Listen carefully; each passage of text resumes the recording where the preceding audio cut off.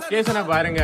பீஸ்ஃபுல்லா ஒரு வீடு எடுத்து வாழ நினைக்க எல்லாருக்குமே இந்த வீடு கரெக்டா இருக்கும். ஏன்னா வீடு கொண்டு வந்திருக்க லொகேஷன் எப்படி கரெக்டா எங்க இருக்குன்னா தென்காசி மாவட்டத்துல மத்தளம்பாறை சோஹோ ஐடி கம்பெனில இருந்து ஒரு 1/2 கிலோமீட்டர் உள்ள வந்தாலே போதும் நம்ம வீட்டுக்கு வந்துடலாம்.